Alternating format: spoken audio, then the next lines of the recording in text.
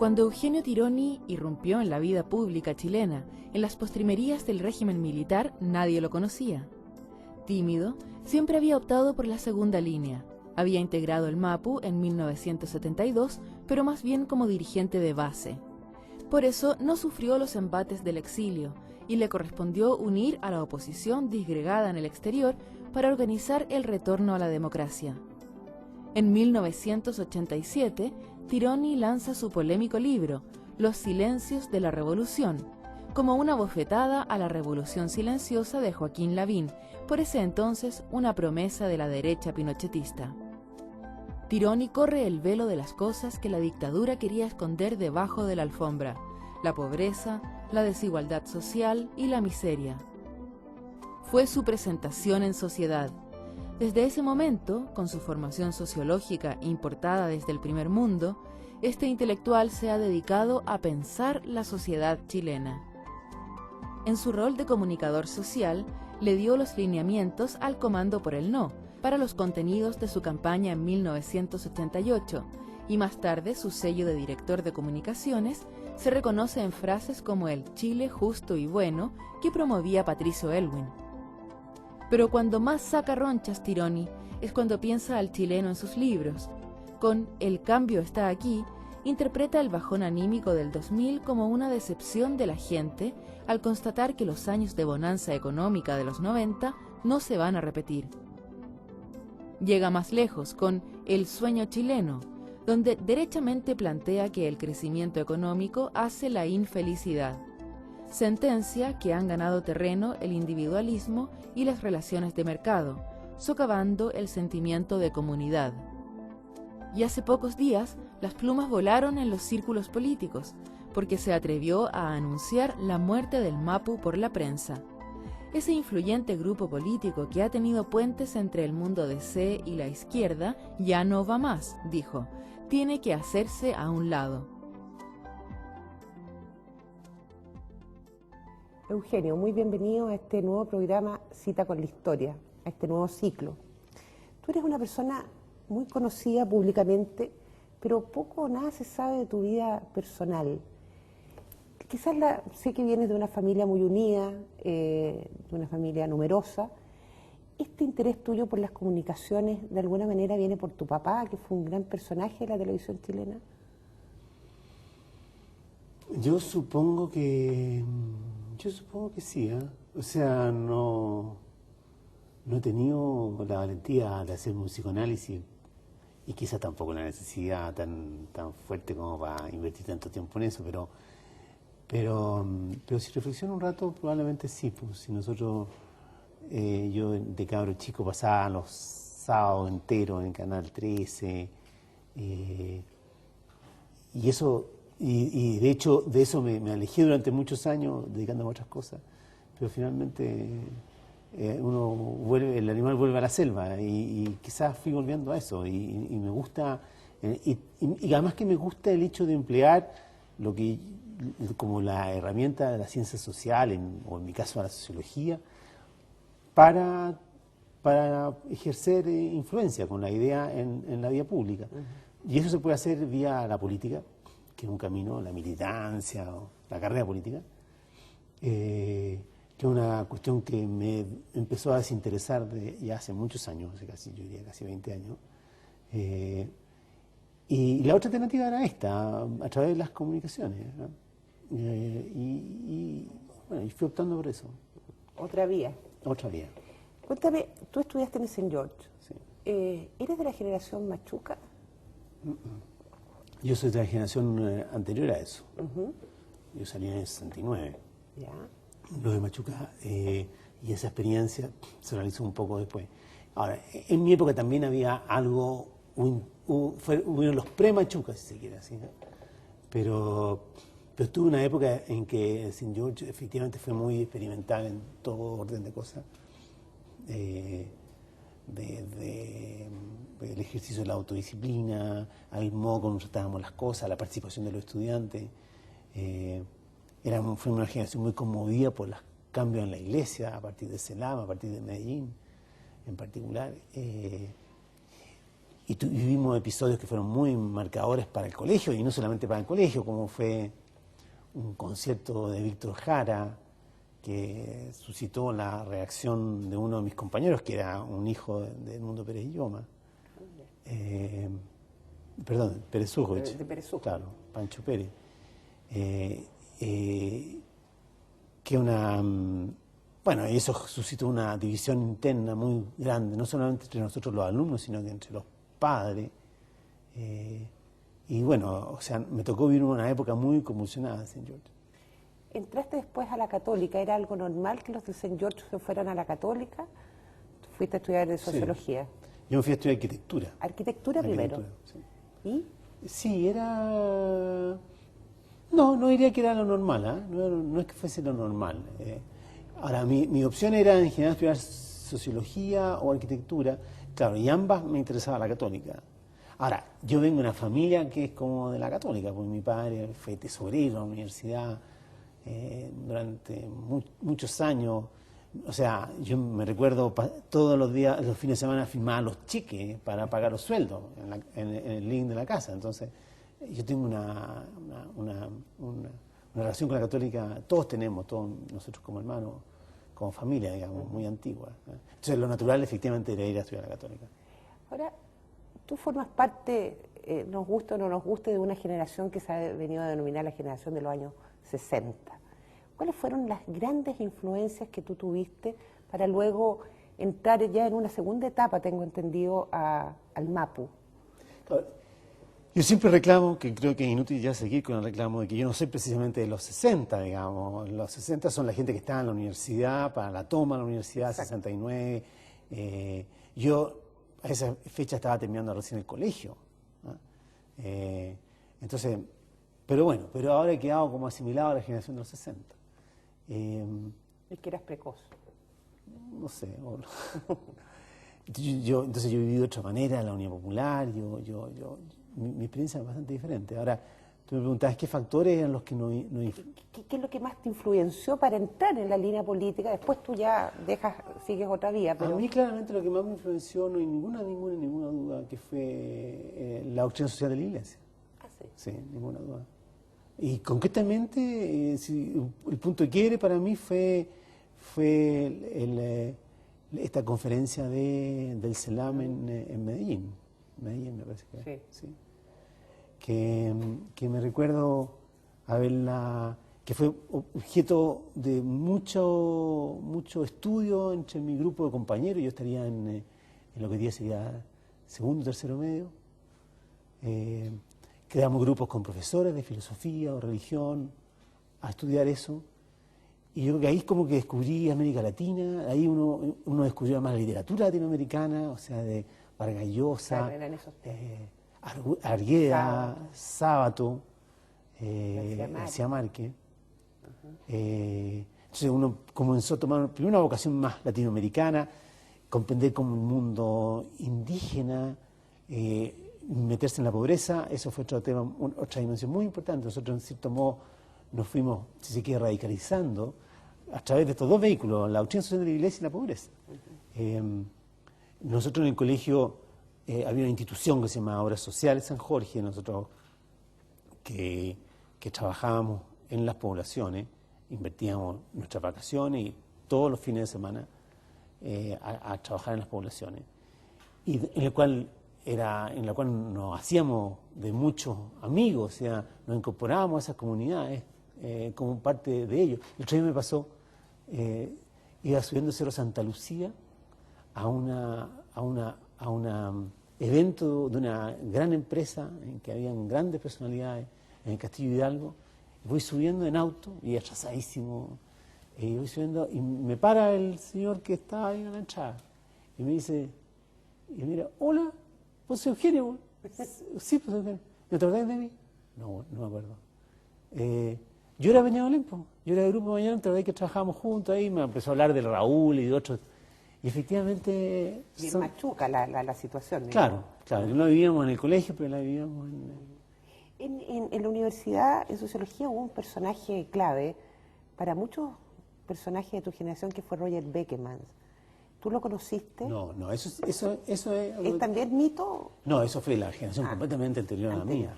Ese fue muy clave para gente como, no sé, Tomás Mulián, Sí. Manuel Antonio Garretón. Pero eso eran profesores míos. Po. Sí. No, claro, pensando Sí, como no, profesores. yo nunca. Ahora, entrando ya al gobierno de la Unidad Popular, ya el año 71, ¿tú ahí ingresas al MAPU? No, nosotros ingresamos al MAPU. Nosotros éramos como un grupo que estábamos en cuarto medio, que habíamos convulsionado en cierto modo el colegio, el St. George, que teníamos relación con la gente de San Ignacio, con la gente del Seminario Menor, que ya tenía un ritmo de estudio, y por tanto ya más o menos de cultura política, más o menos fuerte. Conocíamos a Munier, el personalismo para arriba y para abajo, y qué sé. Y entonces nosotros comenzamos a ser como una presa atractiva para el MAPU y para el MIR. Eso era muy divertido porque iban los del MAPU a vernos y nos invitaban a unos seminarios en filosofía de la católica, en el cuarto piso de la Casa Central, a un seminario que íbamos los sábados, los domingos, en la mañana, en que nos hablaban de Marx, o leíamos a Marx, al joven Marx, eso obras como más filosóficas de Marx, y su vinculación con la Iglesia, con el catolicismo, que sea. Y los del MIR nos atraían por la vía de llegar en unos Mini, un Austin Mini, que llegaban con un escape libre, eran lo más atractivo, digamos, eran las dos estrategias de seducción, ¿eh? Los seminarios del MAPU muy intelectuales y el Austin Mini del MIR. Bueno, tú te dejaste seducir por la intelectualidad. Claro. En general todos nosotros nos fuimos hacia el MAPU, ¿eh? Atraídos por gente como Stefano Rossi, Rodrigo Vera. ¿Conociste a Rodrigo Ambrosio? No, nunca lo conocí. No alcanzaste... No, para Claro, mí que murió Rodrigo en un Ambrosio accidente, claro, era una cosa... muy por encima. Pero después, en el mismo gobierno de la Unidad Popular, tú no eras muy joven, así Claro. que... ¿Pero salías a protestar en contra del gobierno o estabas en qué posición? No, yo estaba en la universidad, lo que es un decir en realidad, porque Sí, era muy poco lo que estaban muy poco en la lo que universidad. probablemente estudiábamos, o sea, estudiaban. Bueno, yo estaba en arquitectura, que es un reducto muy especial. Pero al día norte. En Perú al Norte, que fue una experiencia muy, muy clave para mí, para mi formación, muy clave. Por tanto, es una cuestión muy reflexiva, muy comunitaria, muy intimista además. Y no, mi participación política además, uno tenía la opción en el fondo de participar en la política universitaria, o participar como apoyo en la política en el campo, en las fábricas o en las poblaciones. Yo obviamente opté por lo segundo. ¿Ah? Y eso marcó mucho mi condición, ¿ah? Porque eso quizás lo que dividió después al MAPU. ¿Ah? A ver, explícate. Porque el MAPU no es una sola entidad. El MAPU convivieron dos almas. ¿Ah? Una alma, si se quiere, más intelectual y más vinculada al Estado, al poder, y por esa vía, en los tiempos de la Unión Popular, a Allende y al Partido Comunista y al sector más si quiere, razonable del Partido Socialista, como Clomiro Almeida. Y había otra alma que era, si se quiere, más popular, más basista, más anti-Estado, más antipolítica, Más anárquica quizás. un poco más anárquica, más antisoviética, o más bien bastante antisoviética, media trotskista, si se pudiese llamar así, en los términos de la... Yo estaba en esa línea. Y después, bueno, de hecho, todos los mapos se dividieron y han sido muy diferentes toda la vida. Se dividieron el 73, en 73. marzo del 73. Sí. Pero ahí tú sí que empezaste a cumplir un rol dentro del MAPU. ¿Fuiste dirigente? Pero fui dirigente. Yo siempre... No, yo era de los que... Digamos, mi máxima era nunca figurar. Nunca se me podía... A mí nunca nadie me vio en un ministerio, ni asesor de nada. Yo medio que vivía, literalmente vivía en las zonas populares, y en un proceso y un esfuerzo de mimetización con ese mundo. Yo fui dirigente de una comuna que era la Florida, yo creo que a partir del año 72, y después pasé a ser dirigente de un regional, se llama Regional Sur, ¿no? Del MAPU. Y eso lo fui a partir del principio de 73, yo creo, hasta ya 74, 75. ¿Tú creías en la vía armada en esa época? El MAPU se había definido como un partido, como un movimiento marxista-leninista. Sí. Eso implicaba, de alguna manera, llegar al poder por una de las dos vías, por la vía pacífica o por la vía violenta. ¿Cuál era tu postura ahí? Pero, primero que nada, como digo, sobre todo la adhesión al marxismo-leninismo, sobre todo en esta ala que dije más populista, era una adhesión como menos ortodoxa, ¿eh? Bastante, era de los que buscábamos aprender alemán para no leer las versiones que venían de las editoriales, digamos, moscovitas, ¿eh? Porque sentíamos que venían tergiversadas por el Partido Comunista Soviético, ¿eh? Entonces, éramos un poquito de esa ala. Efectivamente, no nos gustaba en general la Unión Popular, y habría que decir tampoco nos gustaba Allende por Bourdieu, ¿ah? Teníamos, y lo que creíamos más que en la lucha armada, que otra forma elitista, creíamos más en una suerte de rebelión popular, poder popular, de que iba como casi mágicamente generarse un poder desde el pueblo, desde la base, y que iba a poder autogobernarse, ¿eh? Pero ustedes estaban conscientes que ustedes todos eran burgueses. Por supuesto. ¿Y? O sea, pero y criticaban a Allende por ser ser burgués. Claro. Pero nosotros Esas contradicciones, ¿cómo las manejaban? Frente nosotros, justamente al mundo popular, por ejemplo. Porque nosotros admitíamos, por supuesto, venir de origen burgués,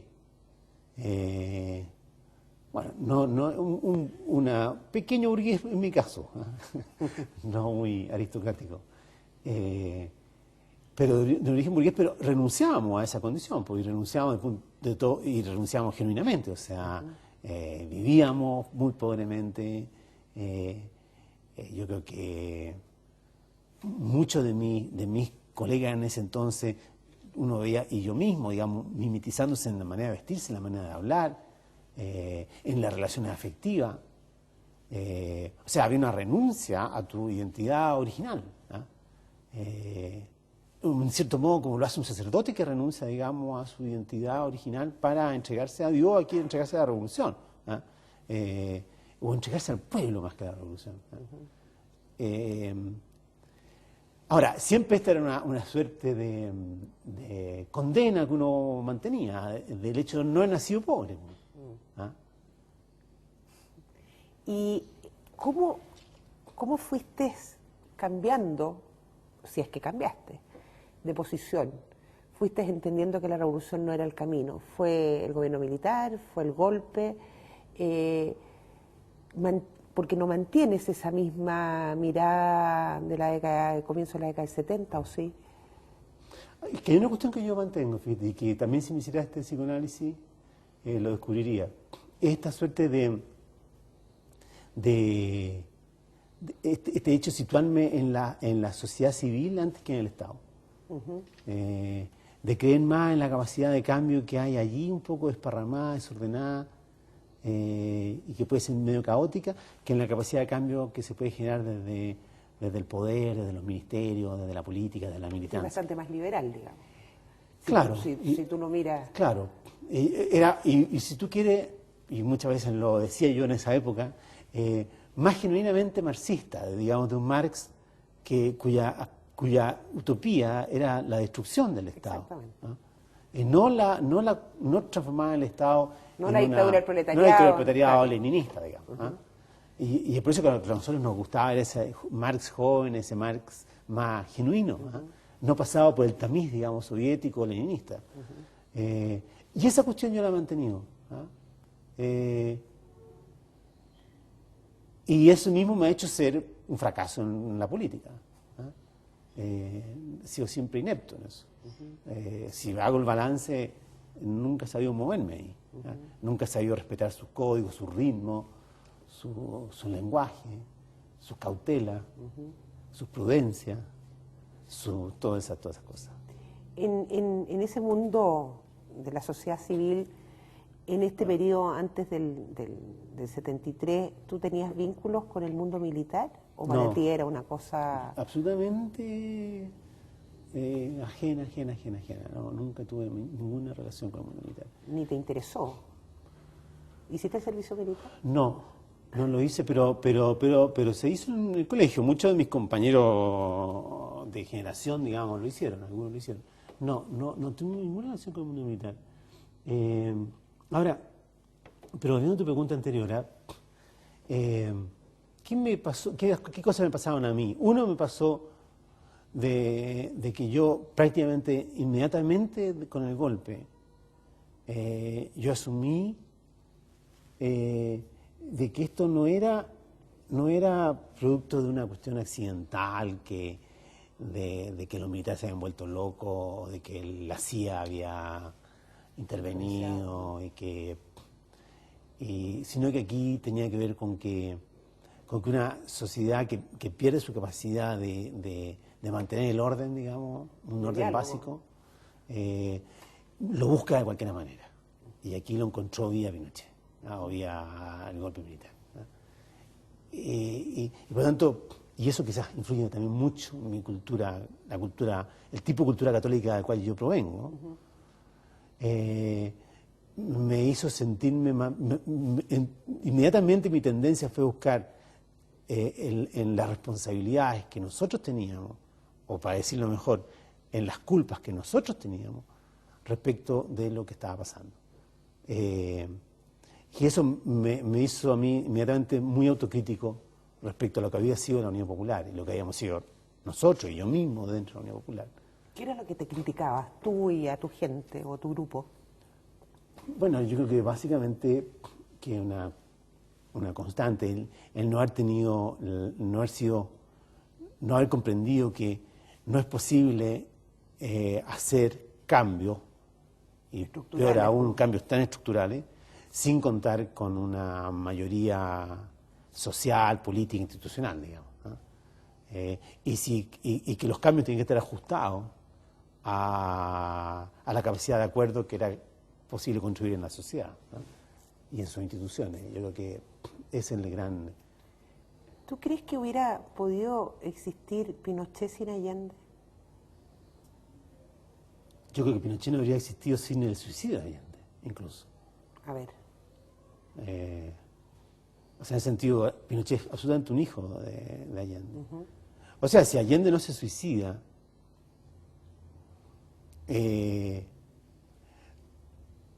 el Pinochet y lo que hoy día representa Pinochet, digamos, o sea, la revolución pinochetista no se habría producido, ¿ah? Yo creo que el hecho de que Allende se matara obligó a Pinochet a quemar las velas, a quemar las naves, ¿ah? Y a buscar qué podía hacer con Chile que justificara la muerte del presidente Allende y el bombardeo de La Moneda. Y ahí se encontró con los Chicago Boys que le dijeron, haga esto, le propongo esto, ¿ah? Y él se lo hizo suyo y puso la fuerza, digamos, detrás de ese proyecto y logró implantarlo. Pero detrás de la revolución pinochetista está el martirologio, digamos, de Allende. Si Allende se hubiese aceptado la oferta y se hubiese ido en un avión con su familia, habríamos tenido un golpe de Estado más de los típicos que habíamos tenido en Chile, digamos, y también los de Chile, claro. En el pasado. Me gusta que hayas usado, porque muy poca gente lo usa, el término revolución pinochetista o revolución de Pinochet, porque es paradójico. ¿Te das cuenta? La revolución de Allende, en definitiva, no terminó, no resultó, pero la revolución de Pinochet, guardando las diferencias de años, de tiempo, al parecer está todavía viva.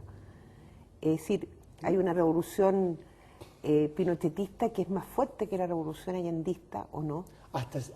Pero ojo que, como te decía antes, yo creo que la revolución pinochetista se sostiene sobre Allende. En su dimensión monstruosa, como es la violación de los derechos humanos, ¿eh? Pero también en su dimensión, si tú quieres, virtuosa, como es el haber introducido anticipatoriamente, incluso anticipadamente, cambios que han permitido una modernización, digamos, de la sociedad, de la economía, de la cultura, de la política en Chile. Pero, como te decía antes, probablemente eso no hubiese ocurrido sin Allende. Entonces, como ustedes los historiadores les gusta decir, primero que la historia da mucha sorpresa y se va construyendo acumulativamente, yo creo que habría que hoy día reivindicar los pilares que Allende puso en la obra pinochetista. Miremoslo sociológicamente, ya que tú eres sociólogo. ¿Cómo entiendes tú que pueda haberse producido un 11 de septiembre con todo lo que implicó en el lado oscuro del régimen, que fue la violación a los derechos humanos, así sin más? ¿Qué pasaba? ¿Chile estaba enfermo? ¿Estuvo enfermo tan poco tiempo o venía con una enfermedad muy anterior? ¿Cómo explicas que gente común y corriente en un momento determinado haya llegado a los niveles, por un lado y por otro, a los que llegamos durante fines del 72, 73, yo diría hasta el 75 con fuerza? Y un poquito más allá. Con facilidad hasta 78. Sí, pero si tú haces los análisis estadísticos te das cuenta que... No, bueno, yo creo que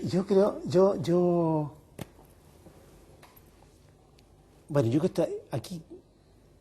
Primero soy obviamente de los que creo que esto no es una patología individual, digamos. Esto no es que la gente se volvió loca. Esto hay razones sociológicas, históricas. Se ha insistido mucho en una tesis en la cual yo he creído durante mucho tiempo de que esto tuvo que ver con un mal funcionamiento de la institución. O sea, la institución y la clase política no fueron capaces de regular sus conflictos y de alcanzar acuerdos, como se supone que tiene que hacerlo. ¿Recurrieron a quién recurrían siempre? Los militares, los que tenían la fuerza. No recurrieron, o bien crearon su inoperancia, crearon una situación de crisis tal que hizo que la sociedad, como toda sociedad de cualquier especie, busque una salida, busque algo o alguien que provea orden, cualquiera sea. Pero ¿sabes qué? Me ha venido una cierta duda si no es una explicación demasiado cientista político, ¿no? Y quiero ir como que reivindicando una interpretación un poquito más sociológica y que tiene que ver con un hecho más subterráneo que se venía acumulando por muchos más años, que tiene que ver con la alteración de las relaciones de poder y concretamente del cambio en el ejercicio del derecho de propiedad. O sea, el impacto de la reforma agraria sobre los terratenientes, sobre una élite importante. Que no, como lo ha revelado un poco la literatura, más que la historia, la sociología, tuvo un impacto emocional sobre las personas que perdieron sus tierras gigantesco, mucho más grande que el impacto económico, ¿no? Realmente se les cayó el mundo, ¿no? Y eso significó acumular resentimiento muy profundo y probablemente muy perverso. Pero curiosamente más que a la izquierda, a la democracia cristiana. O no curiosamente, quizás porque la democracia cristiana lo inició el proceso. Por eso yo creo que... No, y la iglesia lo inició. Y Alessandro. Exactamente. O sea, bueno, pero ahí Pacetero... pero sí. Pero si aquí no hay problema de la cantidad. Sí, si aquí hay problema del principio. Si aquí no hay problema si la tortura eran media hora de electricidad o 5 minutos de electricidad. El problema es aplicar tortura. Aquí el problema no es si los fondos eran grandes, chicos, medianos. El problema es que se rompió el principio de que los fondos son míos. Y eso se rompió al principio de los 60 con Alessandro y con el cardenal Silva y todo lo demás. Y con el apoyo norteamericano y todo eso. Por eso que esto no es un problema de que lo bueno y lo malo. Eso con la UP se radicaliza. Y eso afecta a muchísimos dueños de empresas. Y yo creo que si yo tuviera que explicarme dónde está el origen más profundo de esa conducta demencial que lleva a la persecución, que lleva a tortura, que lleva a la desaparición de personas, tiene que ver con un sentimiento que se fue incubando de un grupo muy importante y muy influyente, que sentía que su vida estaba en peligro, ¿ah?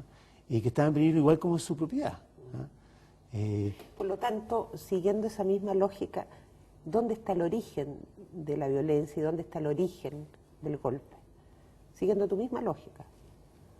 Bueno, el problema es que eso es como Sí, un huevo de la sí. gallina, digamos. O sea, porque el origen está en el curso que tomó la historia nomás, porque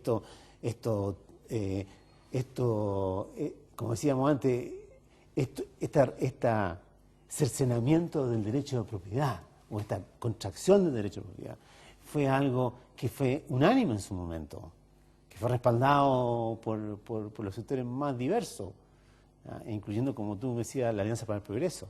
Entonces, yo creo que, en el fondo, la sociedad chilena inició un proceso de cambio que incluyó esto que mencioné del derecho de propiedad, que allí sí que los cientistas políticos tienen razón, que su clase política, su clase dirigente no fue capaz de administrar, que no fue capaz de ir digiriendo, y permitió que se fueran acumulando en ciertos grupos, bueno, expectativas inmensas que llevaron digámoslo así, a las pasiones revolucionarias, y resentimientos gigantescos que nadie atendió, que nadie le puso atención, que no nacieron el 11 de septiembre del 73, habían venido generando mucho antes.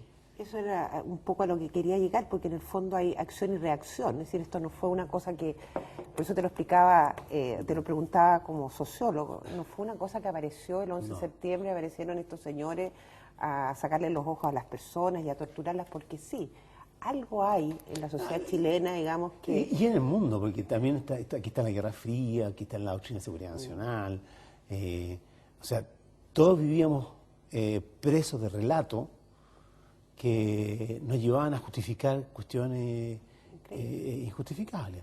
Hay un discurso tremendamente violentista, un discurso muy fuerte dentro de la izquierda, que obviamente después como reacción va a estar en la derecha. Y se ha sostenido que ese era simplemente un discurso, ¿ya? Que llegado el momento de los que hubo, el 11 de septiembre lo prueba, ¿ya? No hubo mayor guerra, digamos, interna, porque los grupos eran muy minoritarios. Pero ¿cómo se podía adivinar eso?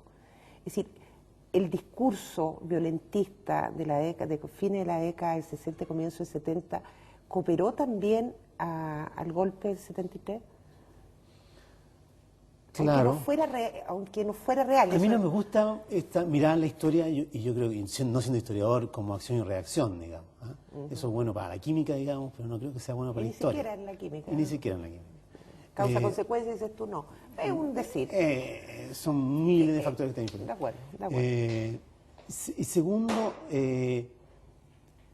sin duda que este discurso radicalizado y estigmatizador, ¿no?, de la izquierda contribuyó a generar un clima de beligerancia y de temor que sirvió mucho para alimentar después la violación de los derechos humanos. Sin olvidarnos también que del lado de la derecha, porque de un Patria y Libertad, por ejemplo, y otros grupos, había un discurso bastante semejante, ¿no?, que también alimentaba ya una reacción, digamos, en el mundo de la izquierda. Pero yo creo que efectivamente, digamos, se confirma después que esto tenía mucho de bravata, digamos, en el caso de la izquierda. Y eso es algo que era bastante fácil de descubrir, que una bravata a los pocos días, casi el mismo día, 11 de septiembre, o sea, el propio hecho que Allende se suicidara, ¿ah?, y no saliera a combatir con un grupo de soldados, ya sea formales o informales, detrás, ya probaba de que esto era realmente algo insostenible. Pero era antes, entonces ese es el tema, digamos, que para poder entender una situación tan fuerte como la que vivimos hace 30 años, hay que ponerse en todos los contextos. Y tengo la impresión que la izquierda en general no ha querido reconocer su parte de culpa en ese proceso. La derecha lo tiene claro, yo creo que los militares han hablado ya del nunca más, pero la izquierda ¿hasta qué punto? Yo creo, es que lo que pasa es que yo ahí tengo una discrepancia. Primero que la izquierda, esta interpretación que te acabo de hacer de lo que fue ese periodo, la ha hecho gente de izquierda. ¿Ah? O sea, los que han hecho el gran análisis, digamos, por lo menos hasta hace un tiempo atrás, de qué ha sido un Arturo Valenzuela, un Tomás Mulián, un mismo Garretón en su momento, y todos nosotros en general venimos quemándonos las pestañas de hace 20, 30 años literalmente, un poquito más, 31, para entender qué pasó. ¿Y cómo se manifiesta eso en la realidad? Si tú ves que no hay ley de amnistía, que no, No, hay pero como en la realidad, en la realidad se y que demuestra llevamos 17 años de concertación. Sí, por eso mismo, porque esta izquierda fue capaz de renovarse, pero desde sus raíces. Algo que la derecha no ha hecho y eso es lo que le pesa tanto hasta el día de hoy. O sea, cambió sus paradigmas, su manera de ver el mundo, su visión de sí misma incluso. Por otra parte, pagó un precio elevadísimo por sus bravatas, digamos, o por sus errores. Entonces, con todo eso, venir hoy día a sacar la cuenta, después de Katrina, y que venga la señora a decirle, a retar al marido porque dejó prendida la luz, es un poquito mucho. Too much.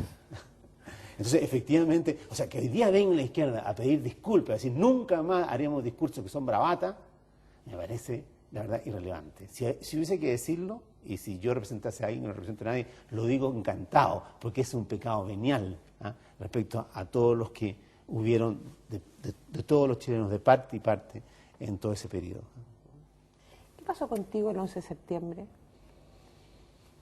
El 11 de septiembre...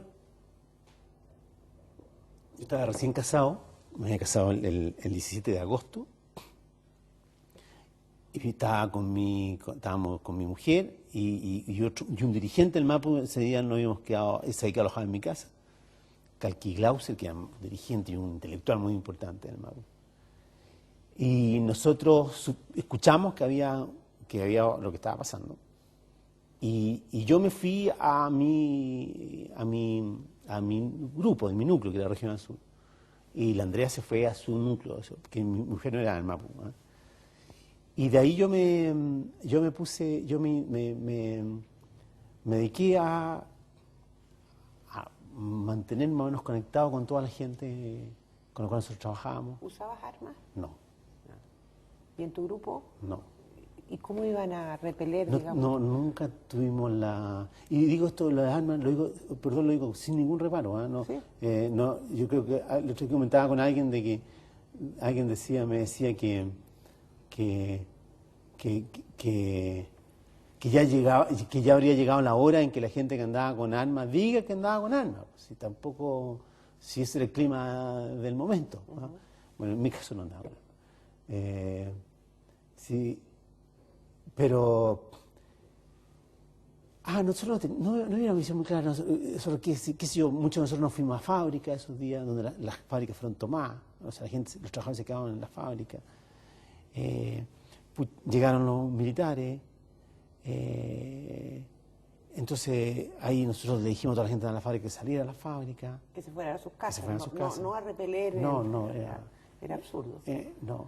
Esa noche hubo muchos rumores de que había en una fábrica del sector había resistencia.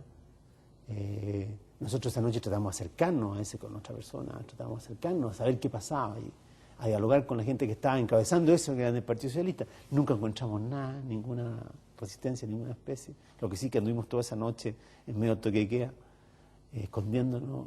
Y pasé unos 4 o 5 días desplazándome por distintas poblaciones de la zona sur y tratando de ocultar y de proteger a los dirigentes nacionales del MAPU, su comisión política. ¿A quién específicamente? Qué sé yo, gente como Rodrigo González, como me acuerdo de él, el propio Calqui Glauser, una persona que se llama Gonzalo Ojeda.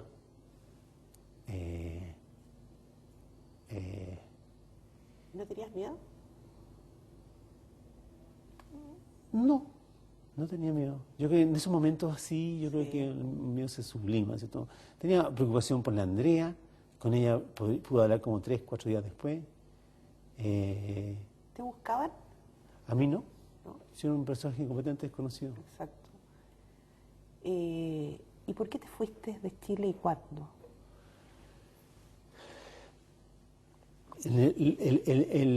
Toda la cabeza del Mapu se desintegró. De mi Mapu, yo era el Mapu Garretón. así llamado Garretón. Entre paréntesis, ¿te ves con Garretón? Me veo sí de vez en cuando. Pero Garretón, siendo la cabeza del Mapu, había sido una cabeza medio accidental del Mapu, porque Garretón venía más bien del otro núcleo.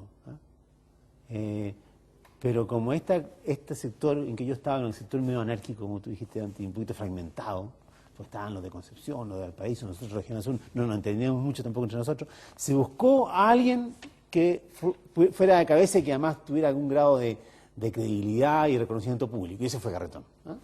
Pero estos grupos que convivíamos éramos el poder real, en verdad.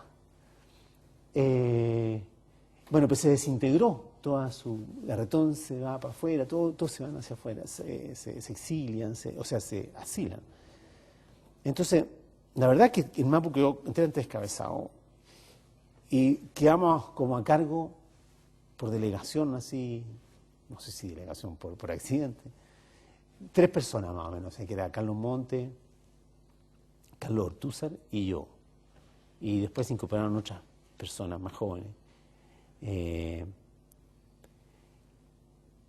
Y nosotros nos dedicamos a reorganizar mínimamente esto, o sea, a admitir documentos, tratando de interpretar lo que había ocurrido, porque uno cuando se le cae el piano en la cabeza quiere saber un poco qué pasó, a mantener viva la organización.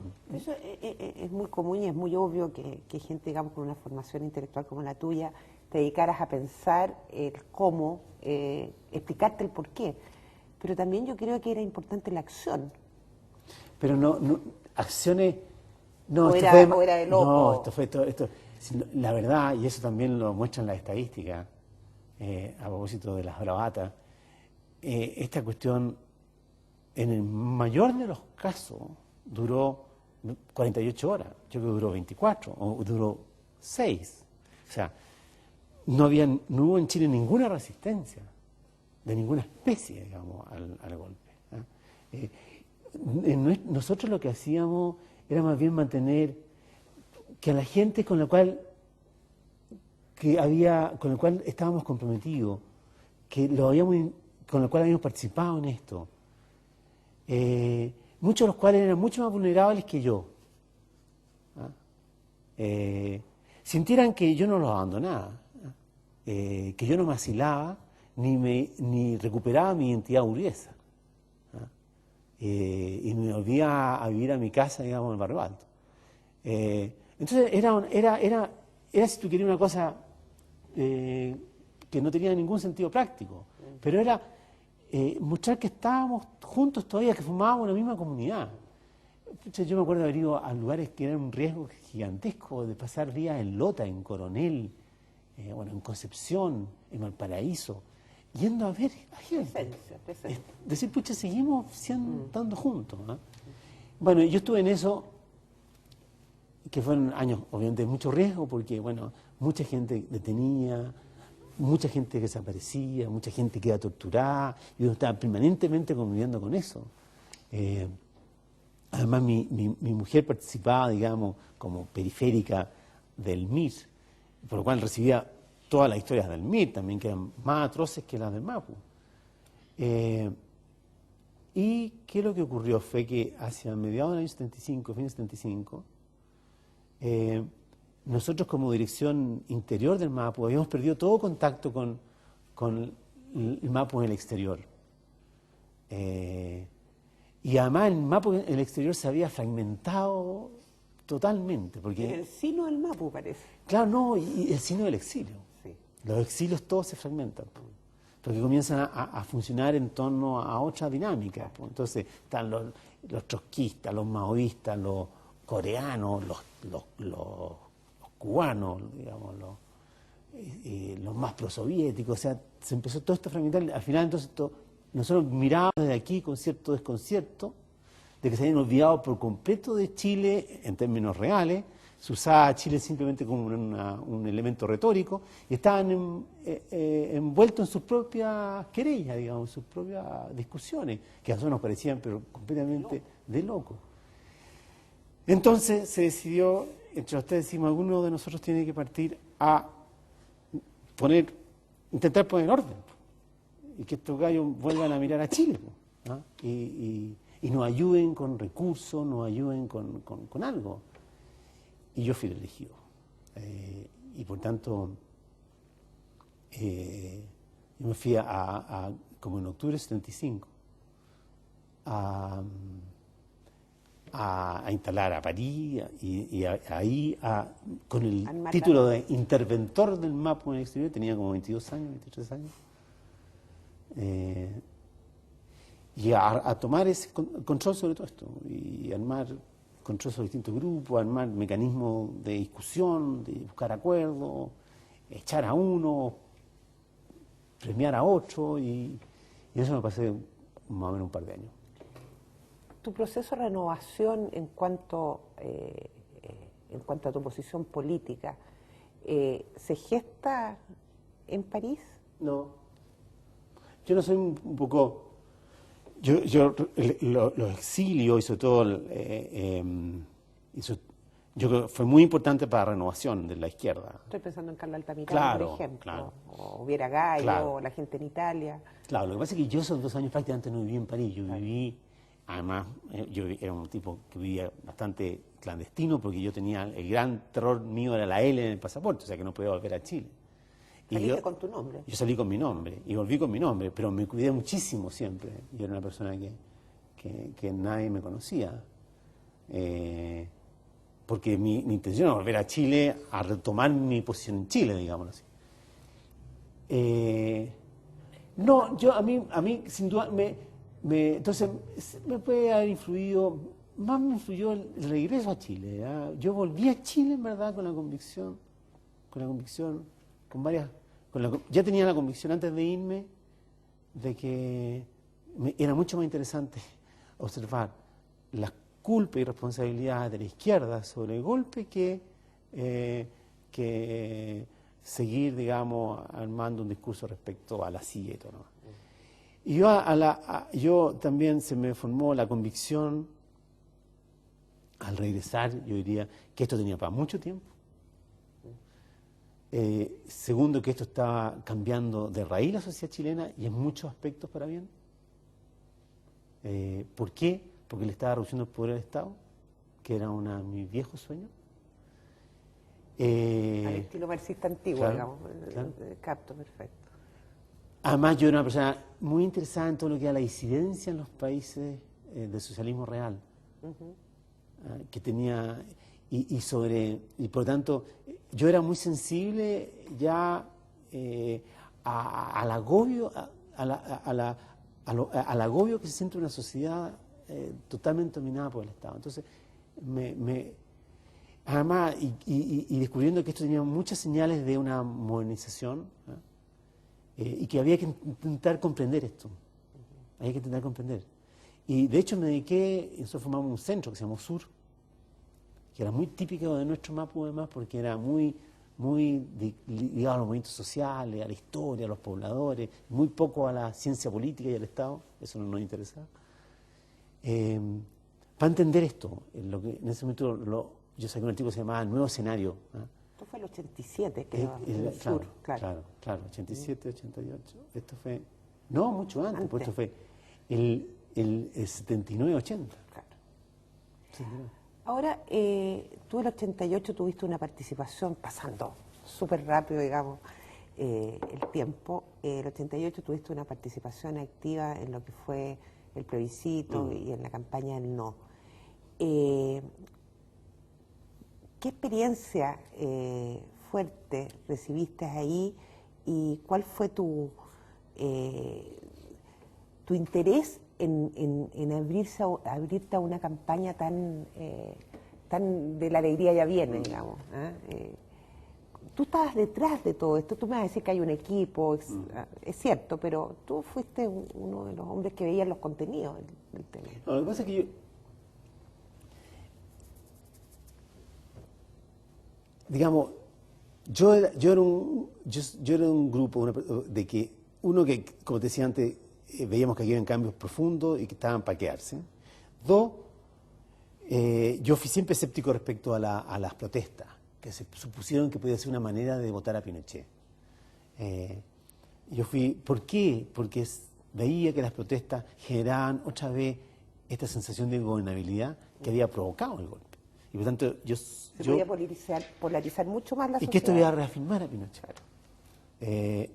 Y por tanto, yo por ahí por el año, por lo tanto, 82, 80, yo asumí que la salida de Pinochet iba a ser el plebiscito. Dice que se iba a cumplir la Constitución. Sí, y que ahí había que concentrar las fuerzas para ganar ahí. Tanto así que yo en ese sentido dije, pucha, hay tiempo, y me fui a estudiar. Y volví, y al volver, con un grupo de gente, Mariano Fernández, Juan Gabriel Valdés, nos dedicamos a estudiar un poco qué pasaba con la opinión pública, digamos, ¿ah? Y qué disponibilidad tenía para enfrentar un plebiscito. Y cómo hay que enfrentar esta cuestión. Y ahí tuvimos la ayuda de unos consultores americanos que habían trabajado en la derrota de Marcos en Filipinas. Y ahí nos embullimos mucho con muchos focus groups, encuestas. Y la cuestión básica que descubrimos allí fue que los chilenos estaban dominados por un sentimiento de impotencia, de castración, decía un psicólogo gringo más psicoanalítico, y de miedo. Y la gente estaba absolutamente paralizada por el miedo. Por lo tanto, que enfrentar conflictivamente y confrontacionalmente a Pinochet iba a provocar una reacción en contra. Negativa, claro. Y iba a producir pasividad. Porque se veía a Pinochet como algo realmente omnipotente. Entonces, de allí y por otra parte había que dar seguridad de que esto era factible, de que esto era viable, de que esto era posible. Bueno, y esto nos llevó un poco a esto. Pero tenían el problema porque tú tenías que de alguna manera en la campaña representar la situación de lo que va a ser la concertación a posteriori, pero está el problema de que no había mucho acuerdo entre el PS, entre la ADC, entre el Partido Comunista. ¿Cómo porque eso yo creo que esa es la cuestión yo veo más importante, ¿eh? Porque, claro, una era cómo plantearse frente a los chilenos y las chilenas, que era una cosa no confrontacional, casi trivial, pote que no para que haya elecciones después. Eso es lo que decía Patricio Bañado. O sea, lo obvio. ¿Eh? Y en base aquí a una promesa tan amplia como la alegría ya viene. Sin contenido programático, sin cuestionar el modelo del sistema, nada, la apertura exterior, nada.